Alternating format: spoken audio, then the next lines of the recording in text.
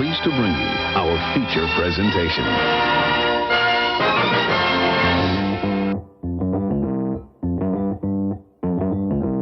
Live from Joe's mom's basement, it's the Stacking Benjamin Show.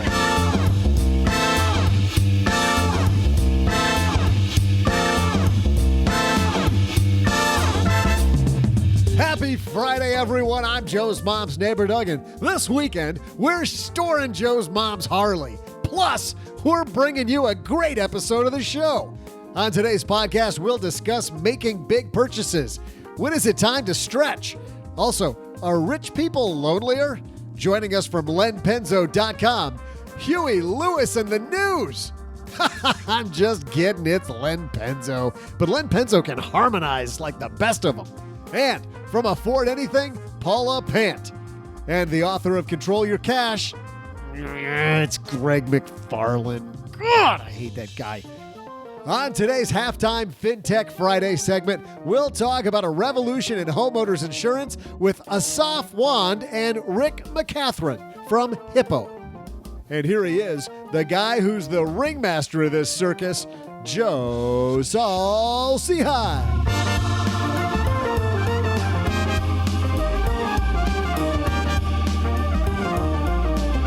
Yes, I am. Hey, everybody, welcome to another Friday on the Stacking Benjamin Show. I am, as Doug said, Joe Saul-Sehy, Average Joe Money on Twitter. And you know what? A lot of people say that if you have a thimbleful of inspiration and sacks of money, you can make that into a ton of money. And I actually think it's even the opposite. I think if you have a thimbleful of money and lots of inspiration, that can go equally as far. You don't have to start with a lot of money to make things come true in your life. And man, we're going to talk to a startup at the halfway point that's all about that. We're also going to talk about some big money purchases like Doug alluded to with our crazy cast of characters. But first, we got to say a big thank you to everybody who's used our sponsor, stackingbenjamins.com/Magnify Money. Because when you head to magnifymoney.com, guess what you find? That checking account, savings account, and those other products that you use, like your credit cards and loan repayment options, those aren't as good as ones found in other places. Why would you shop at just one place when you can shop at a place online that will compare all the different choices that you have? It's funny, somebody reached out to me the other day saying, well, such and such bank has a 1.2%. And I know from doing this show, you can find 1.4% on a savings account at Magnify Money. All you do is head to stackingbenjamins.com/Magnify Money. That tells them that we sent you, which is always good for my relationship with Nick and Brian and my sponsors over there at Magnify Money. And then you just, in a very short couple clicks, you'll find those financial products that you're looking for. So whether you're trying to pay off your debt, afford that next car, or you are repaying the student loans, whatever it might be, stackingbenjamins.com/Magnify Money. This podcast is also sponsored by the learning half of Stacking Benjamins. You know how we tell you if you learn anything, keep it to yourself? Well, keep it to yourself while you're headed to stackingbenjamins.com and scroll down just a little bit until you find our partner Kathleen has lovingly designed some ways for you to learn. Written in the same style as the Stacking Benjamin Show, 2 of our courses, Learn How to Legally Cheat on Your Taxes and Learn How to Save Half Your Income, are available now. More courses are being added all the time, but let me tell you what we've got. When it comes to your taxes, whether you missed the first filing deadline, you've got one coming up in just a couple of weeks, or you're somebody that wants to know how to fill in everything correctly on your taxes when April comes around, well, Learn How to Legally Cheat on Your Taxes is for you. Here's how it works. My clients were mystified about how taxes work. And when somebody sat down with me and just walked me through the 2 pages of a 1040 and through the itemized deductions page, you know what I found? I found that it was much easier for me as their advisor to find deductions, exemptions, areas to save money on taxes. I also learned how structuring your income works. I learned a ton about what the government's looking for on my taxes, which meant that instead of waiting until the last minute and then hoping to put Humpty Dumpty together again when it comes to my tax form, I can then make great decisions all year because I know what I'm looking for. And that's how you're cheating on your taxes. You feel like you're cheating, because you're always identifying opportunities where your neighbors and your friends are not. And when it comes to saving half your income, let's say you try to save 50% of your income, you push it. We're going to show you how to do that. And guess what? Even if you fail, what if you save 40% of your income? How bad would that stink? Wouldn't stink at all, would it? More money in your pocket means a better road ahead. StackyBenjamins.com and scroll down to our courses, how to legally cheat on your taxes and learn to save half your income. All right, that's that. Really excited about the company we're going to introduce you to halfway through the show, too, Hippo. If you've got homeowners insurance, you own your house, you're going to want to listen to what Hippo's bringing. They're not available everywhere, but they're going to be soon, and I'm so excited about the technology. It's a great interview. Baby, we got a great show. Let's get this party started, huh?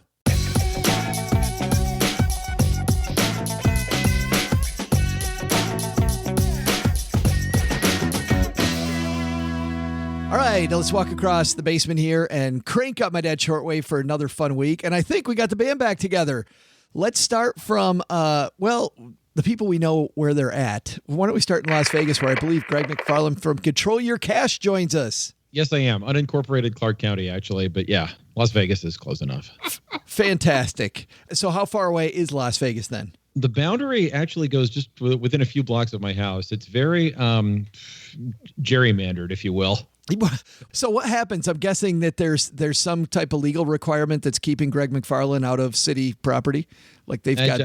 I just don't want the firemen to come to my house. That's all. Let it burn. Burn it to the ground. But then you get the insurance money, Greg. So it's better that way. Exactly. Speaking of, I don't even have a segue. Let's just go to Los Angeles. We're peeking out of his bunker right now. The master from lenpenzo.com, Len Penzo himself. Joe, how are you, my friend? And boy, is it great to have everybody back together again. I just love it when we have the band night. I know. It feels like it's been forever, doesn't it? It does. You know what? And I don't know how many weeks it's been, but gosh, it feels good. And I love all of you guys. Just come here and give me a hug, everybody. Come here. Bring it in for a group hug.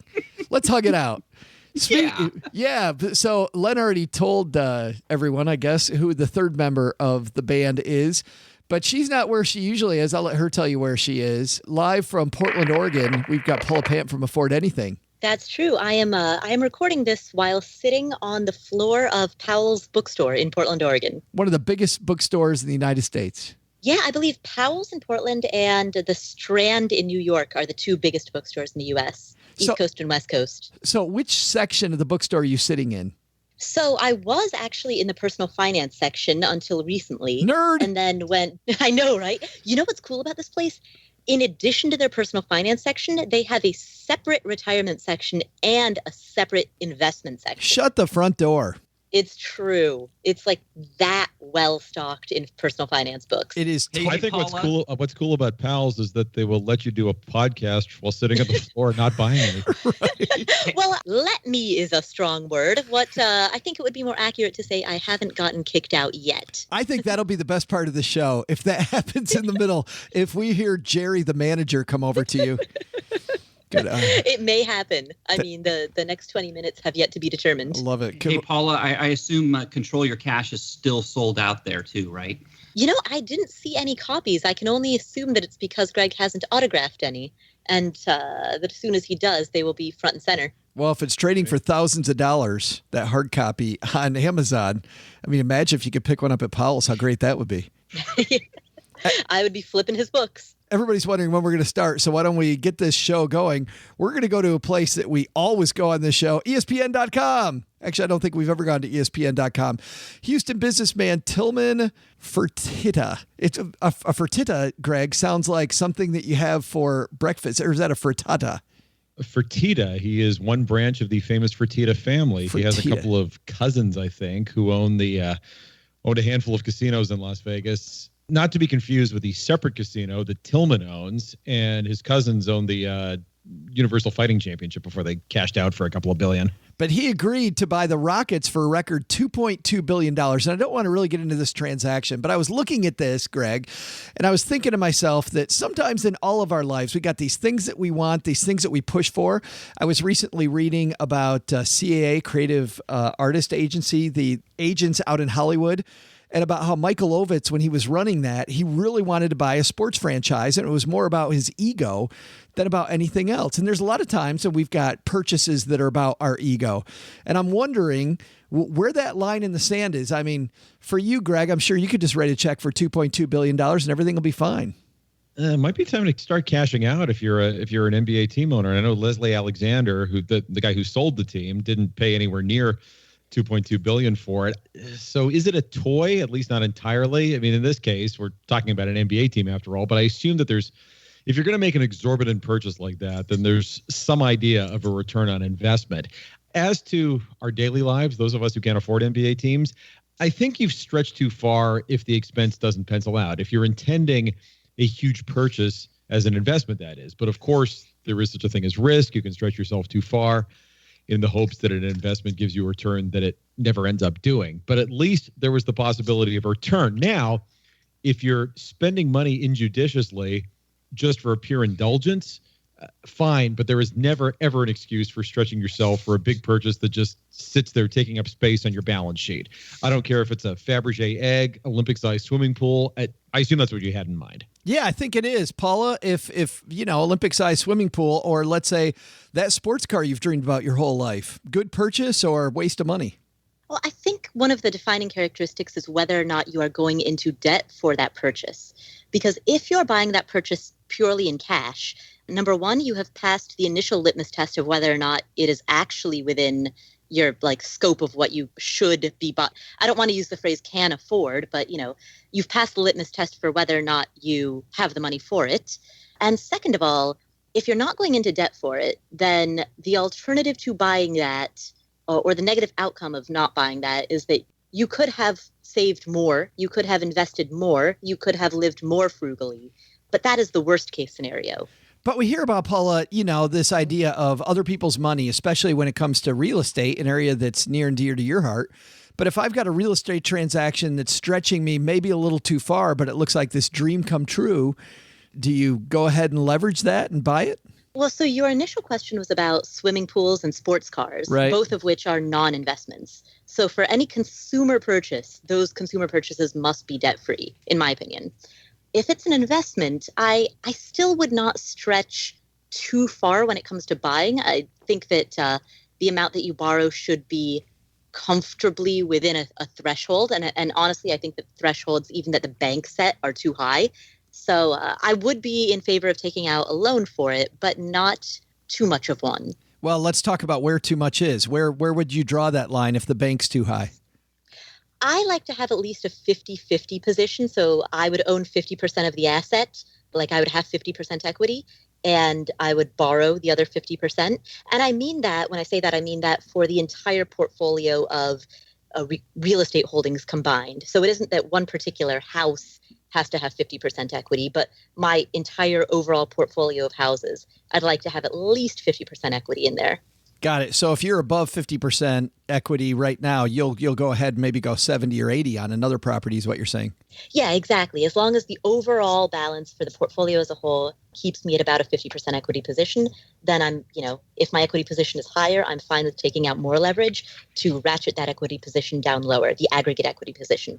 Len, so what that means is that if you're on board with Paula in this 50-50 deal, that if you were going to buy the Houston Rockets, you'd only need to cut a check for $1.1 billion. I guess you know what? I don't know, Joe. Let me say this though. Regarding homes, to me, that's one area where you would stretch. And let's put it this way: I don't look at a home, especially the home I live in, as an investment. It's my home. But when I was younger, when I bought my last home here, I stretched. I stretched as far as I possibly could because I knew I was going to be in the home a long time. And I knew I had a secure job, so it was worth it. And I knew eventually my income would catch up. So in that case, I think it makes sense to stretch, especially if you're going to stay in the same place, in the same house for a long period of time, because I think it pays off in the end. That's not to say that I believe you should be stretching on lots of other things, but that's one big example where I believe firmly believe in stretching your income. Well, I came to you last for a reason because there's an article that you had on your site before, and you've done this a lot talking about why different things are for suckers, right? And if somebody's a sucker if they purchase something. But I'll give you a good one, like a hot tub. You had a great article on your site about why a hot tub is for suckers and how you shouldn't buy a hot tub. But if somebody really has their heart set on a hot tub, do you stretch for the hot tub? No, you know what? To me, I mean, anything small purchases, I don't understand the point of stretching for a small purchase. I mean, just have a little patience. If it doesn't cost that much money, wait. I mean, wait an extra month, save whatever you need. I don't see the point of stretching for small items. But the potential damage, but wait a minute, Len, the potential damage on stretching for a small item versus stretching for something like the Houston Rockets. I mean, there's a huge difference in magnitude if things go wrong. Well, the Houston Rockets is a different, I mean, you're apples and oranges, right? So I agree with you. And here's another area where you really should stretch.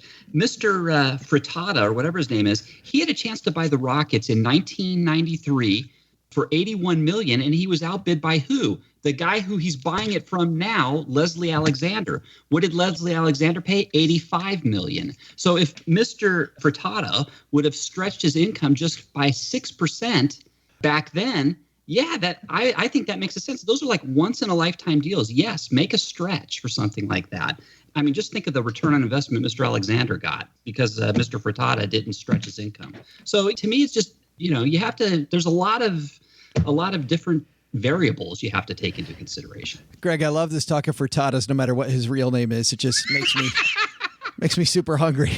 That is a 14.5% annualized rate of return for Leslie Alexander. Yeah. Over 24 years. You can't live on that. You could have done better in a CD, right? Exactly. Yeah, right. Let's go to Quartz for our next piece. This one is written by Cassie Werber. This is a disturbing piece. People in rich countries are dying of loneliness. And what this seems to say, Len, we'll stick with you because you went last time. Well, it's not because I'm closest to death. That's right. It's because you're the richest among us, so you must be the loneliest. Right. Previous studies have found that as many as a third of Americans are lonely, and 18% of UK adults felt lonely always or often. The latest research, which collated studies in 2 meta-analyses, connected the issue of isolation to health and specifically to premature death. It seems, Len, that being wealthier might be tied to loneliness and dying earlier. Well, I can kind of see that, right? Because if you have a lot of money, you have more choices and you can do more things and you can withdraw and you don't need as many people to be around. That being said, I don't think you can just compare and just say, hey, therefore, if you're wealthy, you're more likely to die. I mean, there's the other alternative too. People who are wealthy have a lot of friends, right? I know lots of wealthy people who are relatively wealthy. I'm not talking Mr. Frittata wealthy, but there's just a whole gamut of people. And so, I don't know. This is an interesting story, but I don't think you can draw any conclusions about richness guarantees you're going to live shorter. Quite the contrary. It seems to me most old rich people live longer. Well, I'm less concerned, though, Greg, about people living longer, shorter than I am about this concept of riches making you more lonely. You think being richer makes you lonelier? Well, first of all, I've never seen loneliness on a death certificate. Not that I've seen a lot of death certificates, but I don't think there's necessarily a trade-off between wealth and a feeling of community. Me personally, I dream about being the last man on Earth, living on a planet full of dogs and cats and no humans. And also, I think that this is a little tautological and self-fulfilling. The longer you live, the more of your friends are going to eventually die. Yeah, that's what I wondered, Paula. Is this a false... Is this like a false statement that I'm drawing a conclusion that really isn't a real conclusion, that if you're richer, you're probably lonelier? Well, I think that we're conflating in this discussion, we've been talking about individuals who are rich or families who are rich. And this study seems to be very much about cultural practices within rich countries. And those cultural practices include having smaller families, which means fewer family members come to visit you, decreasing marriage rates, higher divorce rates, et cetera, et cetera. And so it makes sense that those cultural practices could correlate to loneliness just because, you have a smaller family. And your family has greater mobility, which means they're more likely to live in different cities and therefore visit less often. Well, this is something I wanted to ask you is down at the bottom of the piece, it says that the researcher suggested some ways to tackle the problem of increased early mortality. People should prepare for retirement socially as well as financially, because so many social ties are now connected to the workplace. So you retire and you leave the workplace. If you're going to prep socially for financial independence, Paula, what does that look like for you? I think a lot of it is identifying what interests or hobbies you have and then joining social groups that are based around those. So if you're really into playing soccer or knitting or surfing or whatever it is that you're into, golfing, find social groups of people who share the same hobby, because you can't just default into friendships with your colleagues the way you could if you went into work every day at an office. The same is true not just for financial independence, but also for self-employment. Same thing. If you work from home, that means you're alone all day. So it's up to you to be proactive about joining communities. It's funny. I had this talk recently that I talk to people all day on the internet, but I work by myself most of the time. And it can be incredibly lonely just sitting here in a room talking on the mic. But Len, let's talk to you, because not only are you the oldest guy in the podcast, I just got to bring that up every episode, don't I? Thanks. But you've seen a lot of people retire. You work for the man. You've seen a lot of people retire. You have to see people that struggle with this idea of preparing for retirement socially as well as financially. Yeah, I think a lot of people, they just don't think about that kind of thing, but you have to do it. Let me take my father-in-law, for example. He's retired. And me and the honeybee, we are constantly harping on him to get out there. He sits at home.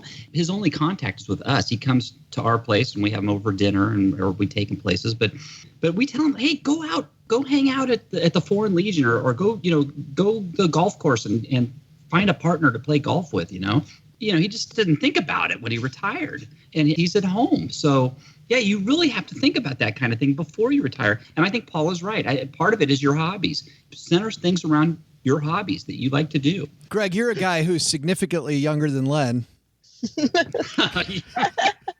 So I wanted to ask you, this idea of preparing for retirement socially as well as financially. I think maybe this idea of preparing for retirement overall is overrated. I think that maybe we should be getting out there today, don't you? I think Len meant that his father-in-law should hang out at the American Legion, but the idea of him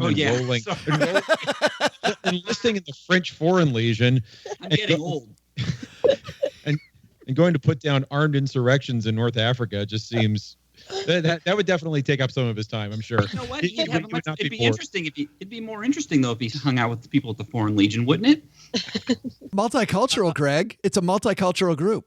I can't say that it's a bad thing to plan for your retirement and to err on the side of maybe spending too much time thinking about your future rather than the present day. I mean, yeah, live in the moment, but God, everything in moderation. I don't know. Yeah, amen.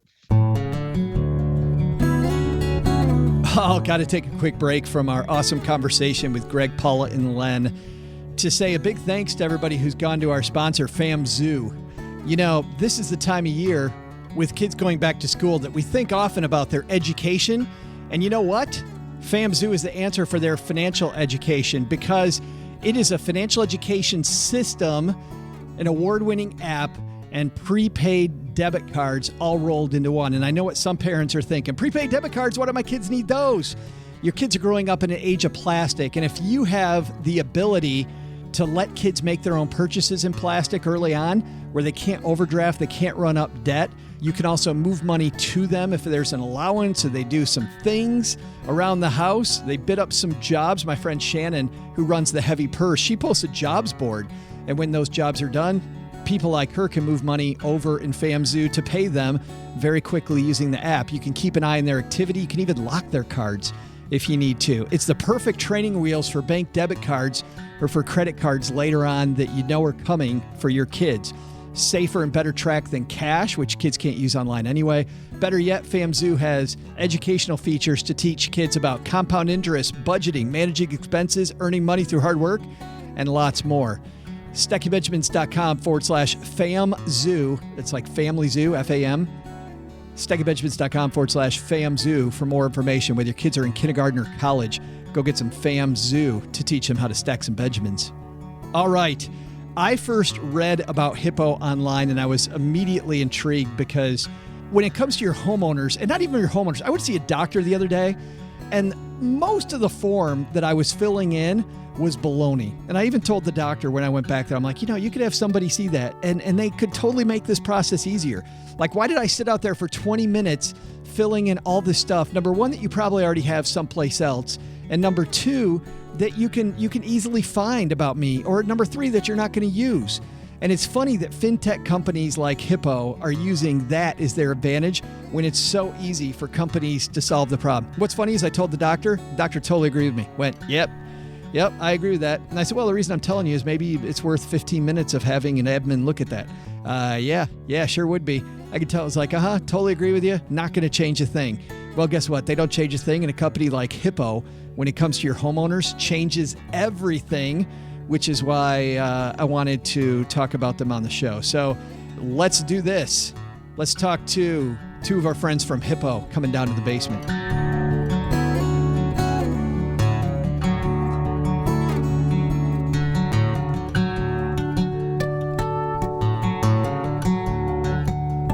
And coming down the stairs right now, Team Hippo, Asaf Wan and Rick McCatherine join us. Have a seat, guys. How are you? We are good. How are you doing, Joe? Well, I'm great. Thank you. Yeah, fantastic. Because I love the idea. In fact, when I heard, Asaf, we'll start with you, and I heard the idea for Hippo at first, I couldn't believe somebody hadn't done this already. But before we get into actually what you guys do, did you form Hippo out of desperation, or was it that you saw an opportunity because nobody was doing this before?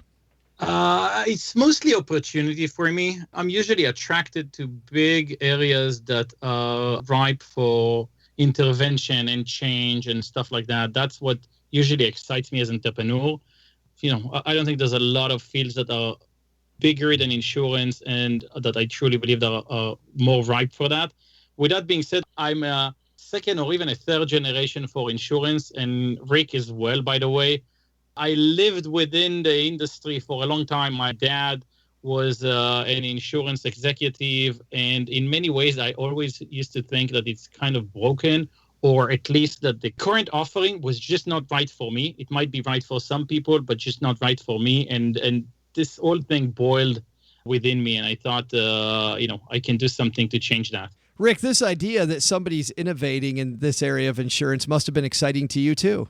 Yes, it's super exciting. I got to tell you, I've been in the insurance industry for 25 years, and the industry itself, even as an insider, has frustrated me because as the world has changed and as consumer buying habits have changed and technology has changed, our industry really hasn't. So when I met Asaf and we started talking about things that we could do differently in the industry, frankly, I got excited. Amen. Well, I did too when I went to the website, myhippo.com, and I saw that you can save up to 25% on your home insurance. Let's talk about how it works. So, Asaf, if you walk me through it, I go to myhippo.com. What happens? The way that we look at technology, we basically think that an individual shouldn't really care about that. You, as a customer, you shouldn't care what I'm doing behind the scenes. It's like, the duck.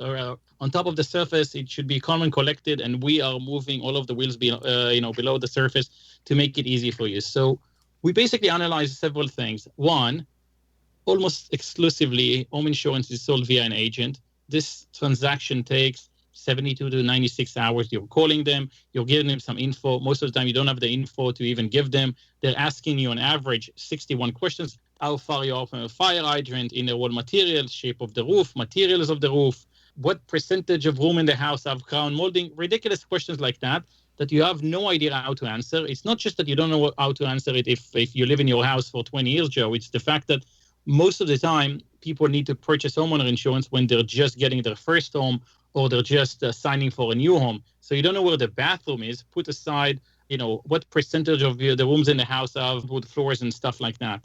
So we thought that, we can potentially negate some agents. A lot of people, and especially younger people or even, non-younger people like me and Rick, simply don't want to have an agent to sit in our house on the sofa and I need to give him a coffee and they're just trying to sell us life insurance, but they're taking advantage of the fact that we put them in our home to basically do an inspection. So we thought I need to do it in my own time, in my own, living room. get all of the needed info. I can negate the agents. I can pre-fill all of this data for the individuals. There's a lot of data sources, and we do all of the magic behind the scenes for you, and we pre-fill it. You basically enter your address. Most of the stuff is being pre-filled. We just confirm some questions with you, and within around 60 seconds is the average to get a quote, and around 4 minutes or 3 minutes, 45 seconds, most people are actually binding and get their policy in real time online.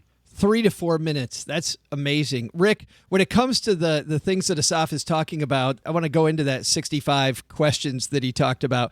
How were you able to get rid of so many of those questions, Rick, so that you could boil it down to the ones that just mattered?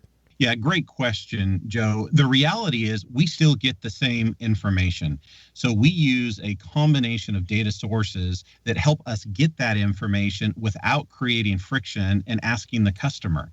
A perfect example is, how old is the roof of your house? Everybody asks that question when you take out an insurance policy. And to Asaf's point earlier, unless you were in that house when the roof was replaced, you have no idea how old that roof is. So now we frustrated you because we need an answer that you may not have. And then we've created an environment where you feel like you need to say something. So what we use a combination of data to eliminate that question, but we still have the answer, and it makes the whole process much quicker. How do you get the answer? I mean, that's what everybody right now, Rick, screaming at their device. How much Big Brother is there going on here? I'll take this one. Sure. So on this one, it's a combination of several things. There's a database of every permit that was ever given to any house. So if we've seen a permit, then we use that. Additionally, we use aerial imagery to actually look if you have a swimming pool, if you have a trampoline, see the real condition of the roof and the material of the roof. Now, it's not done in a negative. If anything, it's done in a super positive. It's not just to negate the question and pre-fill it for you. We also do it as a proactive thing. So every customer of ours, once is onboarded and now is our customer, every time we take aerial imagery, we run all of the homes that we have within that database. And now we're going to tell you, Joe, we're actually seeing there is a discoloration of the roof and the material of the roof and the quality of the roof has been deteriorated. I actually think we should send a roofer. So we'll keep on monitoring your house to faults, and if there's issues that are up and coming and arising. So we think that one of the aspects in insurance is that instead of being a static product, which is just a snapshot at day one when you do the insurance, why can't we help you and keep on monitoring your house and help you with prevention? We give IoT devices. We give every customer water leak detectors to put basically where the washer and dryer to prevent a random leak that happened and nobody noticed. We monitor your house on an ongoing basis. We send someone to your home every 2 years to clean the gutters, check the air filters, and do things like that. We'll give you a weather alert. There's a hailstorm coming to your house. These are the 3 things you should do. Let's celebrate your home anniversary. It's about how can we give you more confidence and shift some of the stuff to prevention and not just give the magical experience that we're focused on if you have a claim and we'll take care of you on that side.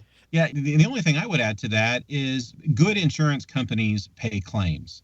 What can we do as a good insurance company to help you avoid that claim? Because if your roof starts leaking, sure, you can get your roof fixed and we can take care of that for you in a claim. But we can't replace the photographs that the water damage caused, the damage and problem with your photograph or your antique chest of drawers or something that's very important to you. So let us help you avoid the claim. When it comes to this idea of enhanced coverage, too, I know that you guys are doing some things with homeowners insurance that other traditional homeowners companies aren't doing and doing it for a lower fee. Asaf, what are those types of things that enhance your coverage? So it's a really interesting thing. So what we basically looked at is what are the issues with insurance? And we dissected it based on tens of thousands of claim reports and stuff like that. And what we saw is that most of the challenges is not that the insurance company would not pay you for the stuff that you were insured. It's the problem that Joe actually thought is insured for something, but you weren't insured for it. And then you're getting really, really pissed and you say, listen, I've been paying you guys for 9 years and I knew it's going to happen just when I have a claim. And we started analyzing all of these issues. And we thought, you know what, let's see if we can actually give you the most comprehensive coverage. So the things that we cover, which most insurance companies are not covered, are, for instance, there's something called service line. So, Joe, you have a tree in the backyard, and after a while, the tree lifted the sewage. And you're coming to your agent and say, listen, it's an $11,000 damage. My entire sewage is broken. And yeah, but you never had service line, and service line is what connects the municipality to your home, and it's actually not covered because it's in between, and it's who is exactly covering it, and basically you're on the hook for that. So we think that every person who has basically a backyard and a tree or a line of electricity going over his house and stuff like that should have this coverage. You had a surge of water coming from the sewage. Yeah, it's not really covered. It's called a water backup, and it's a different coverage. You bought a house from 1987, but the damage happened in 2018, and they're saying, listen, but the city of Palo Alto has passed 3 ordinance laws, and now you need more studs, another pillar, and stuff like that. And the rebuilding cost that you actually get insured is not covering the real rebuilding cost to build your house up to spec now. So we give ordinance. We give equipment breakdown. You had an explosion of your HVAC, your furnace, even your fridge went down. We'll exchange all of that up to $100,000. It's all of these other things. We want to make sure that you are covered for basically what you have in your home and in your life. And the thing is, we really have a belief that in today's world, a lot of the things are shifting towards stuff that you want to do and the stuff that you don't want to do. So insurance, what can I say? It's on the bucket of the stuff that you don't really want to take care of and you don't want to do and you don't want to, but you want to trust the people that are actually insuring you, that they are actively monitoring and taking care and they have your back and they're going to basically take care of you when you need that. And this is how we look at it, is if I'm your brother and I'm taking care of you and I'm your trusted advisor, and constantly we'll keep on asking the question, how can I make your life easier? Can I bring you more value on an ongoing basis and not just on the time when you sign up with us and then 9 years down the line when you have a claim? What's going to happen within this like day 1 to the 9 years? And this is what we constantly kind of thinking, how can we take care of you? What other services can we give you? We're still an insurance company. We're not going to be your best friend. You're not going to constantly want to hear from us, but we just want to hear in the right increments and the right kind of content. Right. Rick, you're in 2 states now. What's the rollout plan look like for Hippo? Well, we're very excited. We have a very aggressive rollout strategy. By the end of this year, we'll be in at least 5 states. We'll add at least a state a month throughout 2018 with a goal of being able to cover up to 80% of the U.S. population by the end of 2018. So those of you that haven't heard about Hippo, you will real soon.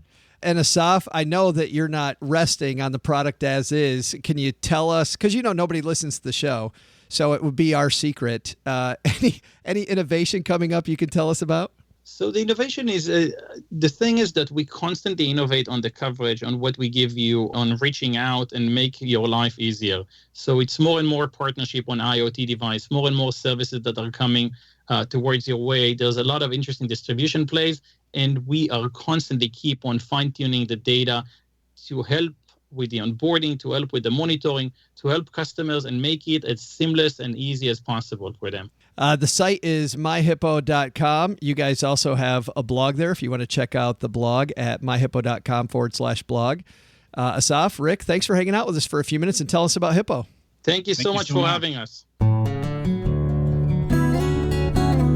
I'm sure we're going to have more updates about Hippo coming in the future, but if you want more about them, head to stackingbenjamins.com and you'll see a link to Hippo on our show notes page. All right, let's get back to this awesome discussion with Paula, Len, and Greg.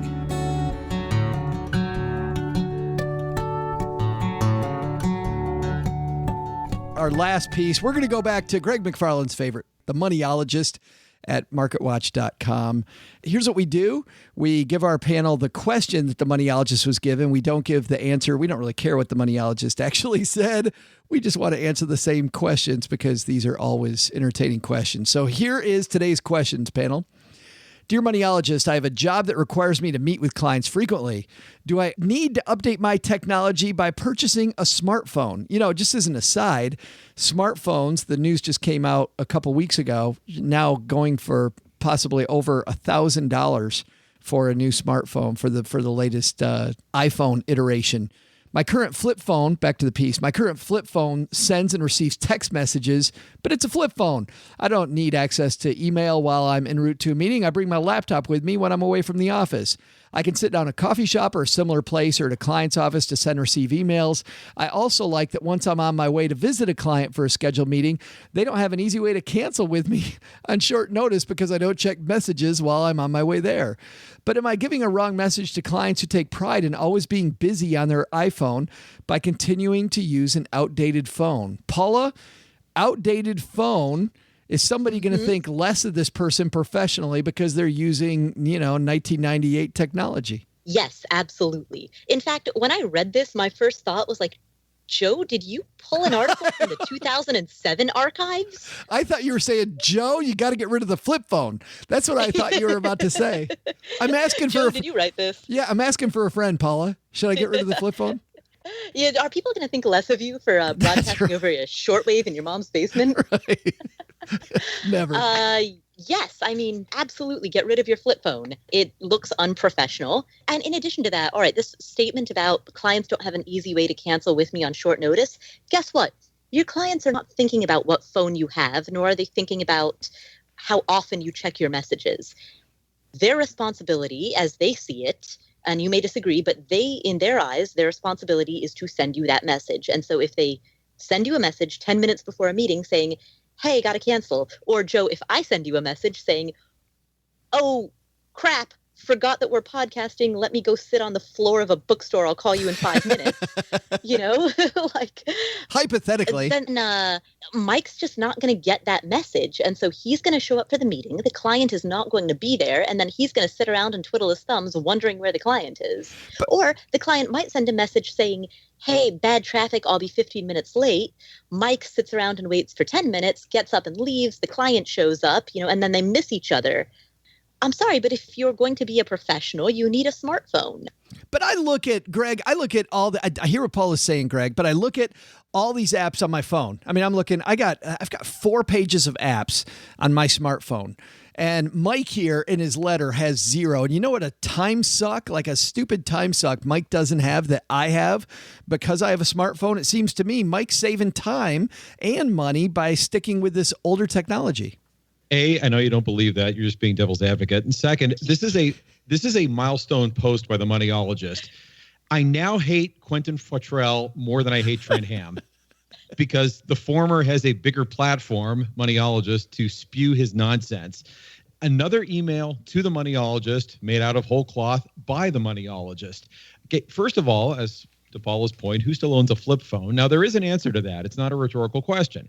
Flip phones are owned by old people and people who just don't care, not any kind of urban professional. If you own a flip phone and are thinking of upgrading it to a smartphone 10 years after the invention of the iPhone, then you're not exactly curious about new and unfamiliar technology.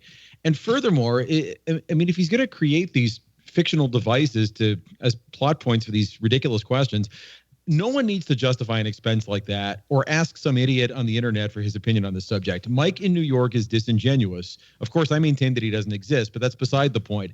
His objections aren't even well thought out. And yes, one of them, by all means, carry your laptop with you everywhere you go. That's much more convenient than a smartphone.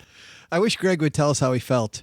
Len, actually, it's funny. I've read bloggers that talk about this. Should I go back and get a flip phone because of the time waste, because of the huge time suck of all this stuff while I'm staring at my screen? You go to dinner with 4 people, everybody's staring at their screen. I got a flip phone. I don't even worry about that. You got to agree with me. Come on. I do agree with you. And I'm Greg, your broad-based assumptions are wrong. I mean, I have family members who have flip phones still. So and they're only young 80 family members. They're only 87. Young. Oh, right. Relatively. No, they're in there. Well, my cousin Evan, he carries one. He's proud of it. He's 37 years old, 38 years old. He carries one around it, and he does it to save money, and he doesn't want to be distracted by the smartphone. I carry a BlackBerry for work. I don't own any other phones, and when my work is over for the day, that BlackBerry is shut off, and I don't carry a phone at all. I have no phone, and I'm quite proud of that, actually. I'm still old. I'm one of the few old school people left. And I don't worry. I see people so stressed out with their smartphones. They're constantly checking their smartphones. It's like an addiction. And I just look at these people and I'm like, what the heck? Is that any way to live? I don't get it. It's not, I know here I'm the old man talking right now, but this thing about cell phones being, if you don't have a smartphone, you're not professional, I think's totally wrong. It just doesn't make sense. The whole thing is as long as you get the job done, however you do it, that's all you have to do. Yeah, Greg?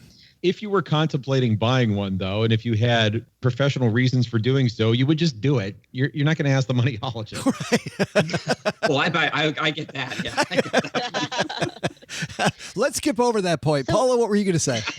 So here's the thing. People are acting as though having a smartphone means that you have to have a whole bunch of apps on that smartphone. That is not true. Those are two separate discussion points. You could have a smartphone with only text messaging, an app for checking your email, and that's it. You could take all of the, what are those called? The apps that the phone doesn't allow you to delete. You could take all of those, shove them all into a folder, and then stick that on like the far, far, far screen, like screen 6 where you never see it. And then the only two things that you have on that phone is email and text messaging. That will solve both of your problems. It will not give you any apps that will distract you, and it will allow you to check email while you're en route to a client meeting, because that's something that if you want to interface with clients, you have to be able to do. Before we say good day to this podcast, let me ask you a related question, which is often in the financial media, they talk about buying a car versus leasing a car. Buying a car is the better way to go. It seems like this is a parallel argument, being a professional, leasing a car. Let's say that you're a real estate professional who's driving clients around all day and you need a new car all the time. Seems to me that maybe leasing a car might be, might break this rule of thumb. Paula, let's stick with you. Leasing a car versus buying a car for a professional driving people around all day. Is that the same thing as Mike and his flip phone? No, not at all. A, I don't see any justification for ever leasing a car. B, I don't think that real estate agents need a new car. They need a clean car, certainly, and they need one that is, not new, but like, say, less than 15 years old. But so long as the car is mechanically sound, it runs well, it doesn't have a lot of body damage, and most importantly, is clean, then 95% of your clients are going to be happy with that. And the 5% who aren't, you should get rid of them anyway. I don't agree with that. Greg, do you agree with me that people are way more shallow than people are than Paul is giving them credit for? If I want to buy a house, the condition, well, not even the condition, but the model year of the realtor's car is not going to break it for me. But still, I think that the average person out there is fairly shallow about this, and they're going to look at the realtor's card. If they're driving, to Paula's point, she said 15 years, they're driving a 13-year-old car that is 180,000 miles, maybe, a couple little scratch marks on it. I'm thinking this guy must not sell many houses. Or is just, or maybe has a fancy house and the aforementioned Fabergé egg and chooses to spend money otherwise. Well, what would you think if he drove up in a 72 Pinto? Right. Right. Len, do you think people are shallower than they're given credit for? Yeah, I think they are. Yeah. Do you think that? I love how we've got. I would say that the confidence of the real estate agent matters a lot more than the condition of their car. So if they stand up straight with good posture, they look you straight in the eye, they shake your hand, and they present you with a list of number of properties they've sold within the past 12 months, that's going to go a lot further.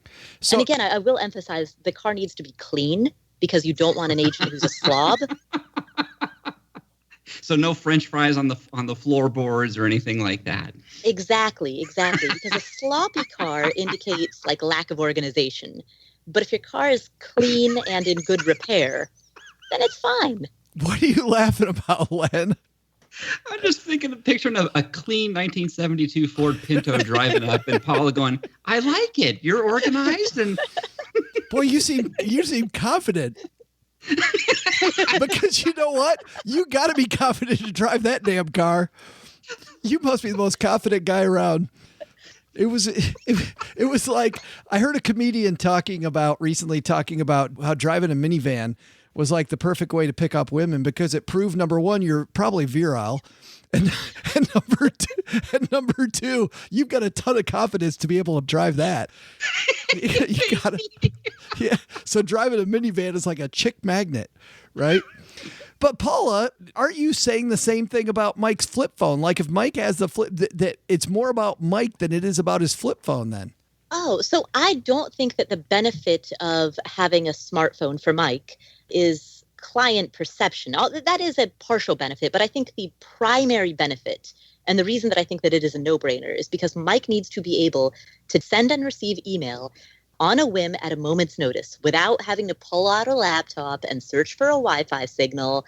That takes a long time. It's not something that you can do in a couple of seconds, like from a subway platform or from a bus stop or from while you're walking down the sidewalk to the coffee shop.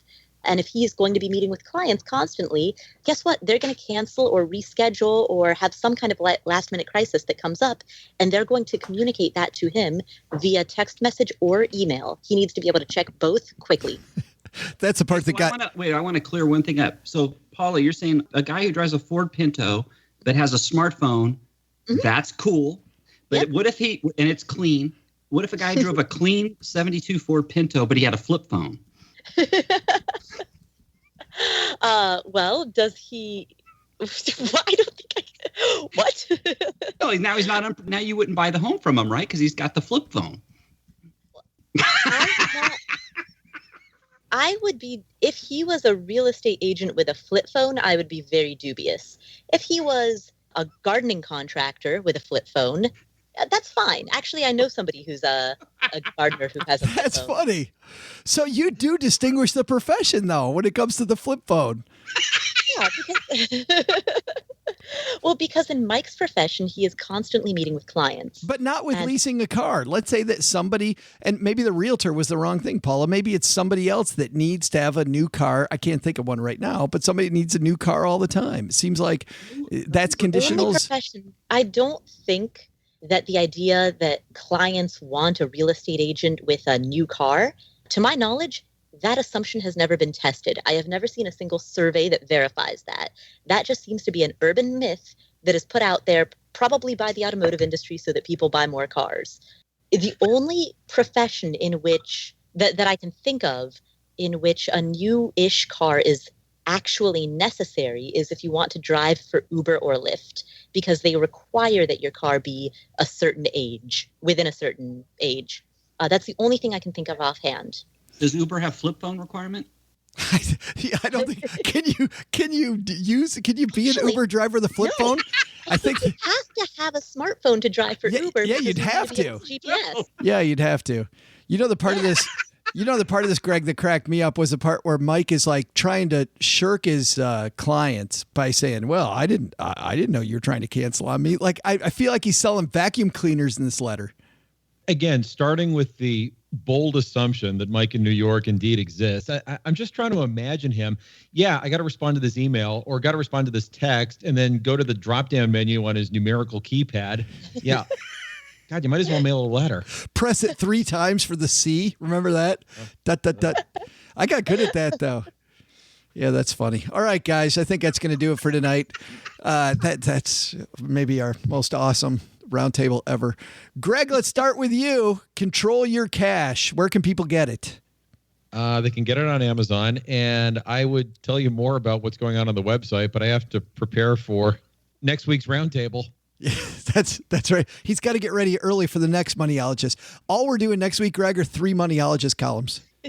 Fantastic. Yeah. Greg's like, I feel I got to go study for a blood test instead. Right. Hey, can you get the Moneyologist on? I know we got to have him and Greg on together. He and Greg and Trent Ham. That would be just fantastic. Let's go to you, Len. What's happening over at lenpenso.com? Hey, why do people come to my blog all the time? Because there's articles like 4 really stupid ways to pay down your debt. You talk about learning stuff, you're going to learn it in that article. That's awesome. And there's the article about the hot tub, about why you're a sucker if you buy a hot tub. Absolutely. One of the all-time most popular articles at lenpenso.com. That was fantastic. Paula Pant, tell me about that Afford Anything podcast. On the actually, first I'll tell you about the Afford Anything Instagram page. It's at Paula Pant, where you'll be able to see pictures of me sitting on the floor of a bookstore in Portland with earbuds in that are still tangled, connected to a laptop. Hoping that nobody sees me. We're going to link to that like right now as we're recording. That is. I'll post it as soon as we get off this call. I'm a little upset that we didn't hear. It'll take a little longer because I've got a flip phone. Right. I didn't. I'm a little surprised we didn't hear Jerry the manager come up to you and, ma'am, you're going to have to, please, you're creeping out the patrons. I don't know. That's great. And what about on the podcast? On the Afford Anything podcast, there are, as usual, every other episode is an Ask Paula episode in which I answer letters, and by letters I mean emails and voicemails that come in from the listeners, many of which, Joe, are with you. You don't get physical letters like we do that Doug brings down the mail? No? I don't. I did get a thank you card from a listener recently. That was cool. That is so nice. Isn't that cool? Yeah. Yeah. So that's every other episode. And then on the episodes in between, we've got interviews with J. David Stein, also known as JD Stein. He's a host of the podcast Money for the Rest of Us. Love that I've guy. also got an interview with Pete Makaitis about how to be awesome at your job. I had a bad case of Pete Makaitis once when I was younger. You had a good fungal spray and got rid of it? Yeah. Is that what happened? I love Pete Makaitis, by the way. Pete. I didn't. That was bad. Pete, we love you, but that is a funny joke.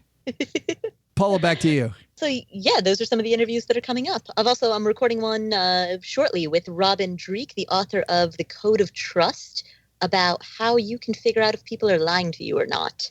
And let's have Quentin Fortrell answer that. Are you lying to us with these moneyologist columns? That'd be fun.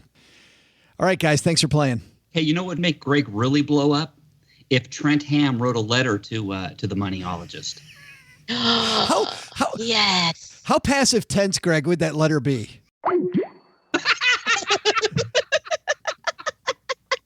He's already gone? He's gone. He's already gone. Oh my God. Oh, I really. We haven't even finished recording and he's gone. I haven't stopped yet. We're not done. Everybody's still listening. So it's so awesome. People finally get a look at what happens at the end of the Stacking Benjamin show. All right, guys. Thanks for playing. And everybody have a fantastic weekend. Hey, if you get that done, I want to hear that. Yeah, I want to hear that back. I will. And I'm serious. I'm serious. This is all staying in the show. So thank you. Thanks for playing, guys. Bye, Joe. Bye-bye. Bye.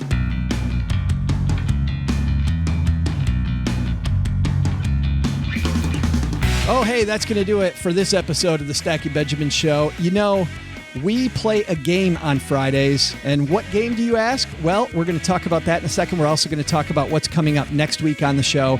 But first, got to say a big thank you to everybody who's gone to Stacking. Why am I thanking you? You should be thanking me, because the average person who goes to Magnify Money, you know what happens? They save $450 on average. And so whether you're looking for a balance transfer, credit card, cashback rewards, 0% interest on those cards, you better checking account, savings account, personal loans to get your act together, student loan refinance to lower the interest payments you're paying for school, or got to have a ride right now and you need that auto loan? We love cash for cars, but if you just can't do it, why not make that interest rate low? StackingBenjamins.com/magnify money. Also, credit monitoring and identity theft, they talk about there. They also talk about their favorite budget apps.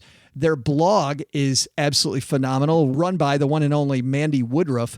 But like we do at every show, let's take a look at savings accounts. So I go to StackingBenjamins.com/magnify money. I click on savings accounts, get personalized offers. It's been 1.4%, like I said early on.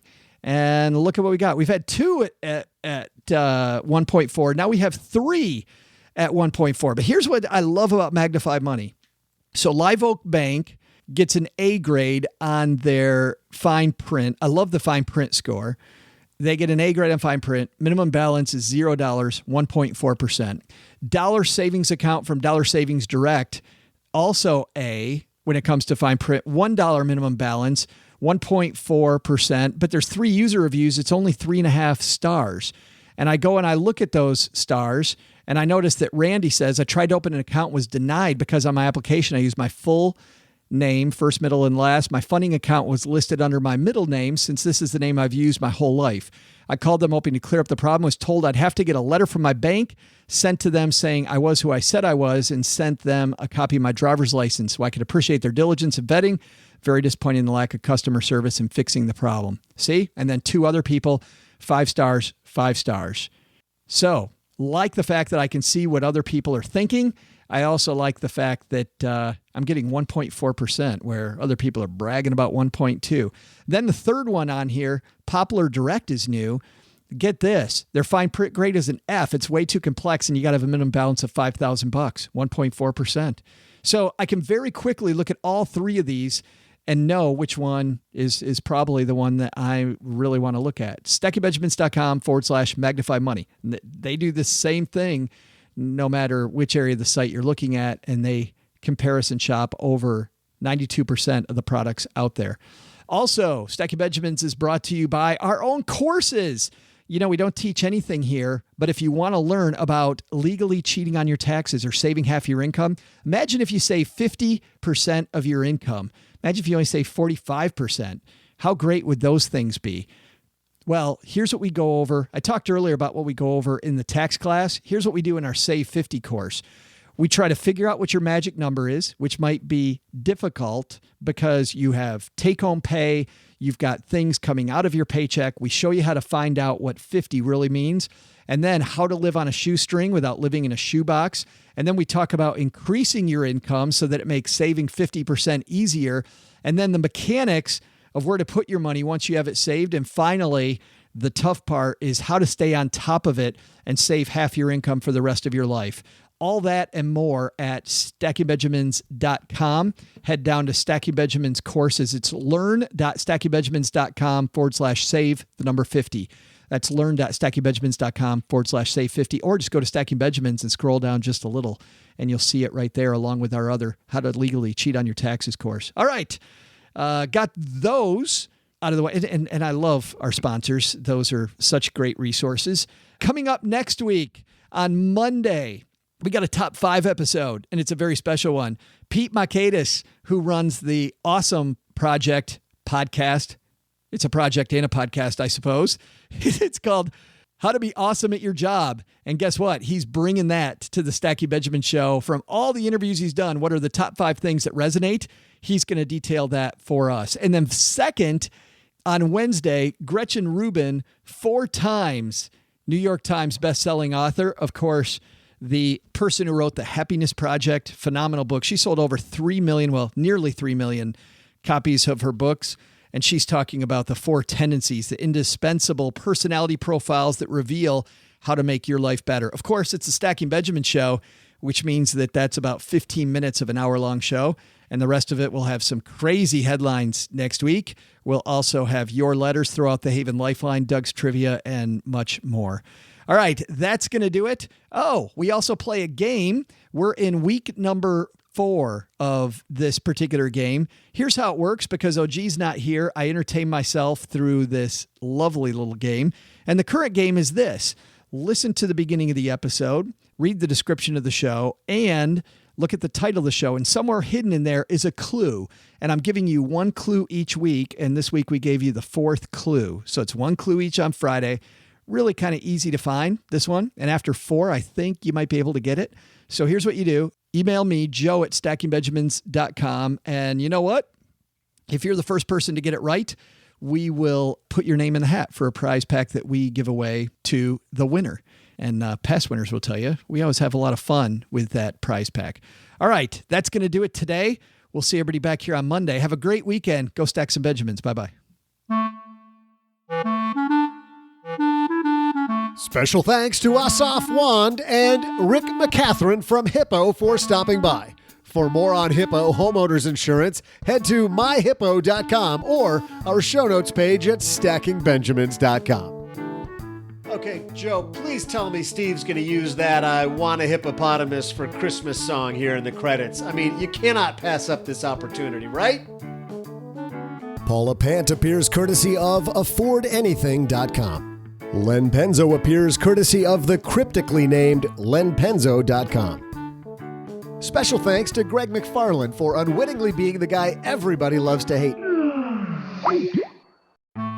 This show was created by Joe Saul-Sehy, produced by Richie Rutter-Reese, and engineered by the amazing Steve Stewart. Kathleen Selmans handles design, newsletter, and classroom opportunities. If you'd like to learn more, head to stackingbenjamins.com/classes. Online, visit us on Twitter at @SBenjaminsCast or on our Facebook page. Shannon Cowan is our community manager and social media guru.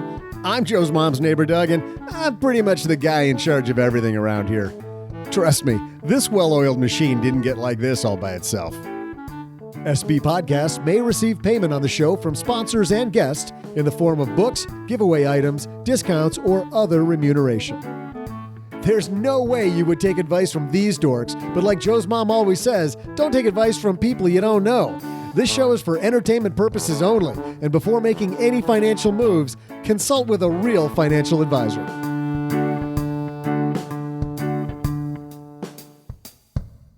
What do you suppose they call that? A novelty act? I don't know, but it wasn't too bad. Well, that's a novelty. Ah!